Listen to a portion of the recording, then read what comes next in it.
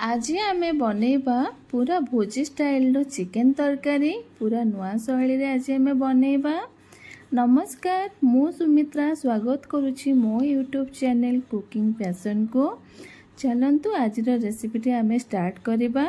प्रथमे आमे गोटे ब्लेंडिंग जार नै जिबा, सेथिरे गोटे चम्मच धनिया नै जिबा, गोटे चम्मच पान मोहरी नै जिबा, दुईटी अलैच नै जिबा, 9 रु 10 टी गोलमरीच नहीं जिबा, गोटे डालचीनी नहीं जिबा, 20 रु 25 टी रसुण कोला नहीं जिबा, अदा 4 खंड नहीं जिबा। आमे एथिरे अल्प पानी देके गोटे भल भाबरे फाइन पेस्ट बनै नेबा।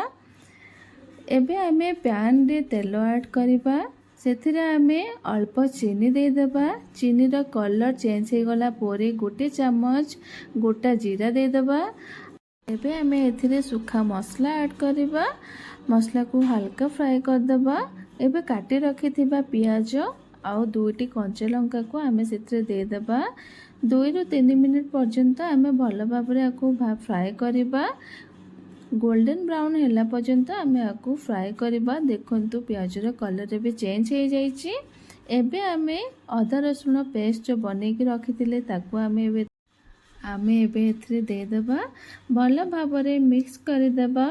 मिक्स हो सारा पर आमे एथिरे 2 चम्मच काश्मीरी रेड चिली पाउडर देबा, गोटे चम्मच हल्दी गुंड देबा, गोटे चम्मच गरम मसला देबा, गोटे चम्मच चिकन मसला देबा, गोटे चम्मच जीरा पाउडर देबा, आउ स्वाद अनुसार गोटे चम्मच आमे लूण देबा। एथिरे ताको भल भाबरे आमे मिक्स करिबा।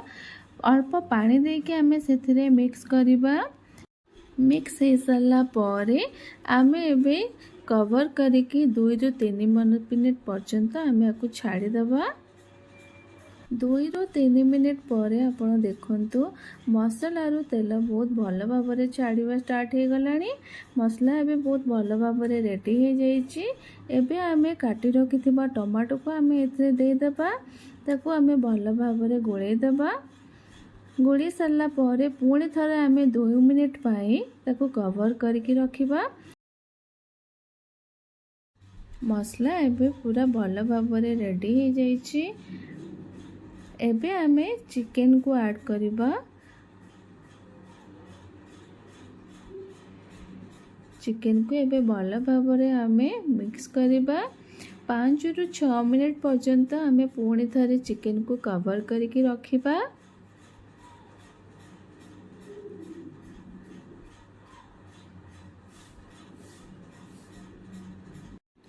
एबे आमे मझिरे मझिरे लिड को ओपन करके चिकन को मिक्स करुथिबा। गैस रो फ्लेम आमे मीडियम रखिके आको आमे फ्राई करिबा।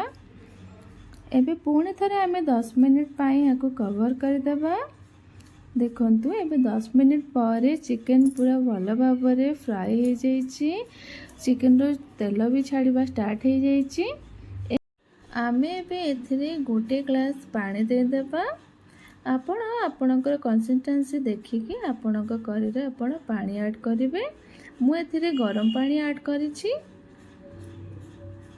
भल भाबरे आपे मिक्स कर देबा। मिक्स कर सारला परे गोटे चम्मच आमे एथिरे चिकन मसला ऐड करिबा। आ काटी रखिथिबा धनिया पत्र को आमे एथिरे दे देबा। भल भाबरे मिक्स करके 5 मिनिट जाए लो रु मीडियम फ्लेम रे आमे कुक करिबा। देखंतु चिकन एबे बहुत भल भाबरे रेडी हे जाईची। आपण ए रेसिपी टू घरे निश्चय ट्राई करंतु। जदि मो वीडियो आपन को भल लागिची प्लीज लाइक करंतु, शेयर करंतु और सब्सक्राइब करंतु। रोची धन्यवाद।